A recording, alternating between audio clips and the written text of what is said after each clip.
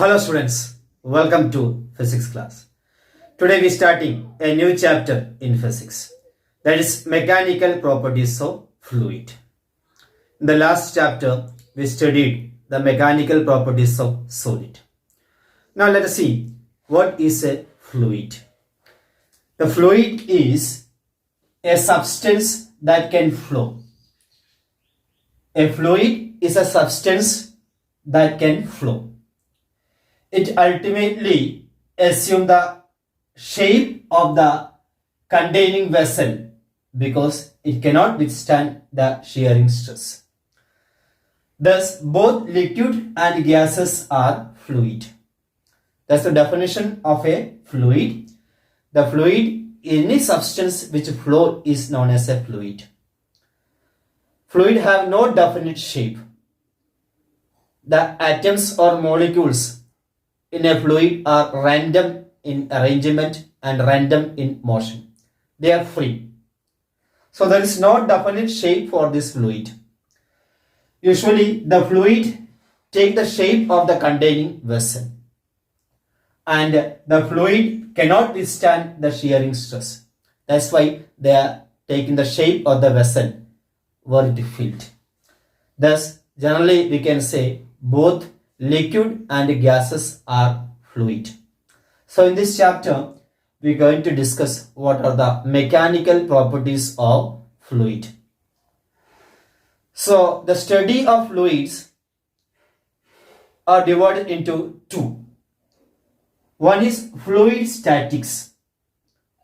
The branch of physics that deals with the study of fluid at rest is known as fluid statics. The first part of this chapter is dealing with the fluid statics. And in the later session, we will discuss what is fluid dynamics, the branch of physics that deals with the study of fluid in motion is known as fluid dynamics.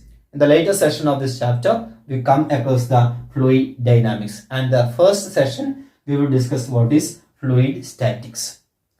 Now let us discuss some very important points usually using in fluid dynamics and fluid statics. They are thrust. The total force exerted by a liquid on any surface in contact with it is called thrust. All the fluid can exert a thrust where it is the force exerted by the liquid on any surface in contact with it is called a thrust.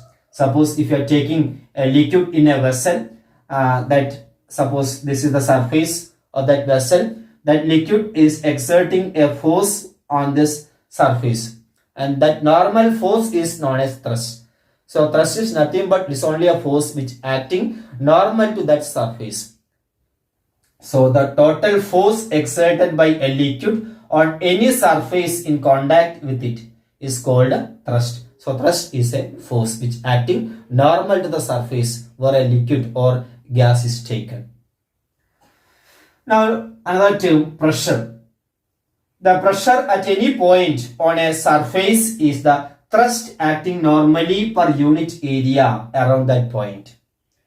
The pressure at any point on a surface is that the thrust acting normally per unit area around that point.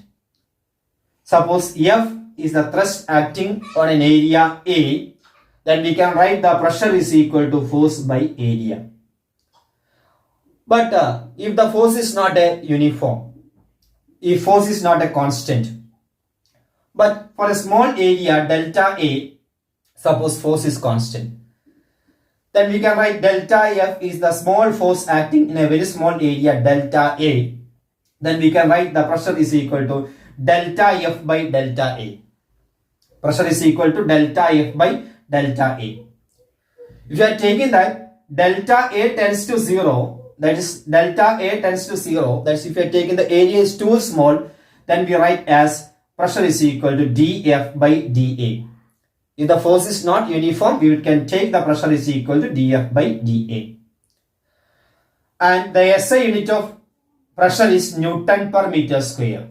unit of force by unit of area, Newton divided by meter square, Newton per meter square. And 1 Newton per meter square is equal to Pascal. So the SI unit of pressure is Newton per meter square or Pascal. And the dimension is m L raised to minus 1 T raised to minus 2. That is the dimension of pressure. Now what is density? The density of any material is defined as the mass per unit volume. The mass per unit volume of any substance is known as density.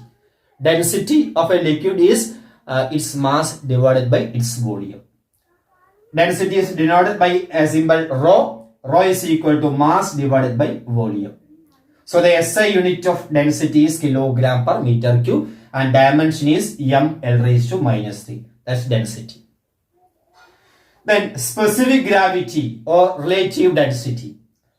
The relative density of a substance is defined as the ratio of density of a substance to the density of water at 4 degrees Celsius. That's relative density. Relative density is the comparison of density of a substance to the density of water. It have no unit and dimension. There is no unit and dimension for specific gravity or relative density. Relative density of a substance is defined as the ratio of density of a substance to the density of water at 4 degrees Celsius. Usually the density of water at 4 degrees Celsius is 1 into 10 raised to 3 kilogram per meter cube. And so the specific gravity is equal to density of substance divided by density of water at 4 degrees Celsius. I told there is no unit and dimension for specific gravity or relative density. Now we discuss Pascal's law. This law tells how pressure transmitted through a fluid. It can be stated in a number of ways. Let's see what are the statements of Pascal's law. The pressure exerted at any point on an enclosed fluid is transmitted equally in all directions. This is one statement. The pressure exerted at any point on an enclosed fluid is transmitted equally in all directions. Another statement. A change in pressure applied to an enclosed incompressible fluid transmitted undiminished to every point of the fluid and walls of the containing vessel. A change in pressure applied to an enclosed incompressible fluid transmitted undiminished to every point of the fluid and the walls of the containing vessel. Another way, the pressure in a fluid at rest is same at all points if we ignore the gravity. So these are the different possible statements for Pascal's law. Now let us see the proof of Pascal's law. In order to prove this Pascal's law, here we have a liquid which is taken in a vessel. This is the level of this liquid. As it is taken in this vessel, the liquid is at rest. Consider a very small element, a prismatic element. A, B, C is the one side, and the other side is D, E, F. It's very too small. It's too small. As it is too small, the depth of each and every point on this prismatic element from the water level is same. It is too small.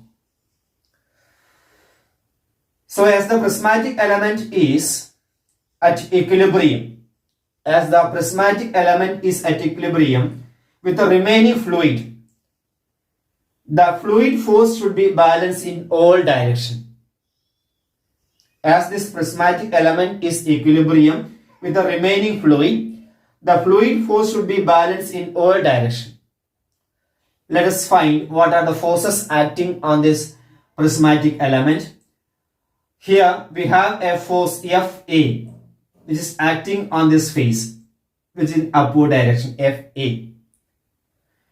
See, Fb is a force acting on this side, A, D, F, C, Fb. And here a force Fc is acting on this face. On the space A, B, E, D. A force Fc is acting. So the corresponding pressures are PA, PB and PC are the corresponding pressure.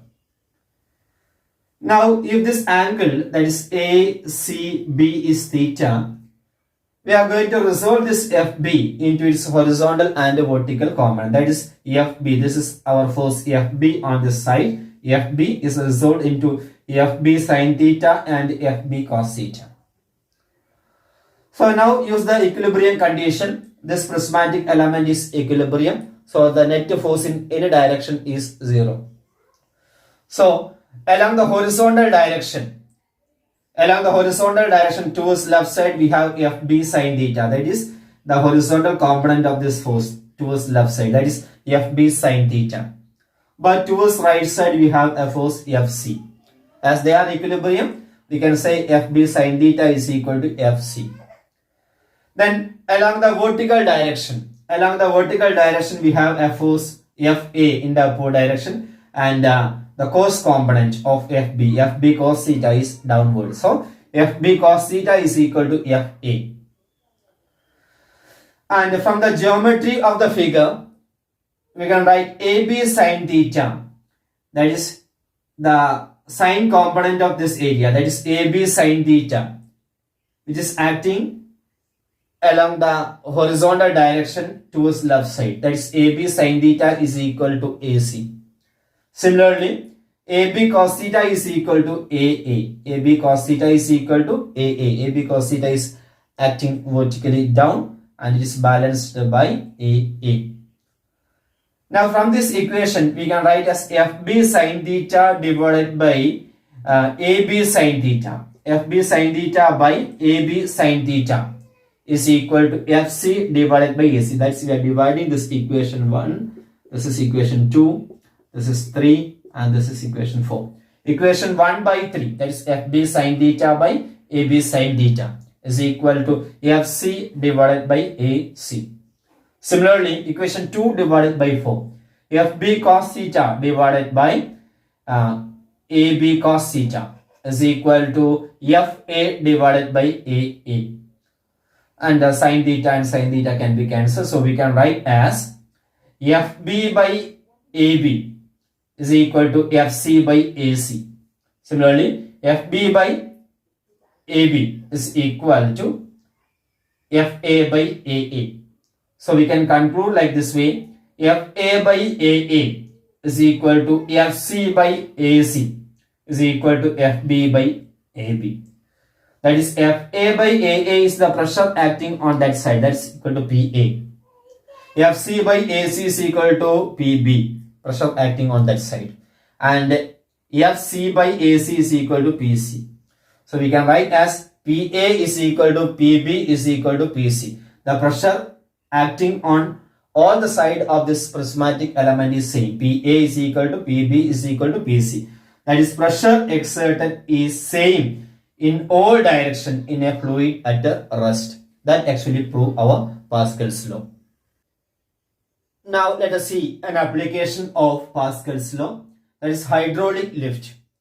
Hydraulic lift is an application of Pascal's law, which is also known as a force multiplier. By applying a small force, we can lift a heavy load by using a hydraulic lift. Let us see the construction of a hydraulic lift. A hydraulic lift consists of two cylinders C1 and C2 connected to each other by a pipe. Here we have two cylinders C1 and C2 connected by a pipe. So in both the cylinder, a liquid is filled. The cylinders are fitted with watertight frictionless pistols. A liquid is filled in both the cylinder, and these cylinders are fitted with watertight frictionless pistols or different cross-sectional areas. Say this cross-sectional area is small letter A, and on this side we have a somewhat larger area cross-section, that is capital A, which are connected to two frictionless pistol of cross-sectional area small letter A and capital A. Suppose we are applying a small force F on the left side, that is on smaller pistons. So the pressure exerted to the liquid is equal to applied force by area cross section. As area cross section is small letter a, the applied pressure is equal to P is equal to F by A. Now that pressure is transmitted through this fluid. According to Pascal's law, the same pressure P is also transmitted to the larger piston of cross-sectional area capital A. The same pressure is transmitted through this fluid, and the same pressure is acting on the larger piston of larger area cross-section capital A. So the force on larger piston is equal to F is equal to pressure into area cross-section. The area cross-section of the larger piston is capital A. So F is equal to P into A. So what is P? P is equal to F by A. F by A into capital A. That the force on the larger piston. You see that capital A divided by small letter a. We are rearranging like this way. Capital A divided small letter a into F. As capital A is very much weighted than small letter a, the capital F is very much weighted than the F. Actually, F is the applied force and F which helps to lift the load. So F is very much greater than small letter F, that's applied force. So very heavy load can be lifted by application of very small force. That's a force multiplier. We are applying a very small force on this cylinder or this piston, and we are getting a large force on the other piston. If you are keeping some load on this piston, we can lift that load by applying a very small force. That's the application of Pascal's law. That's all today. Thank you.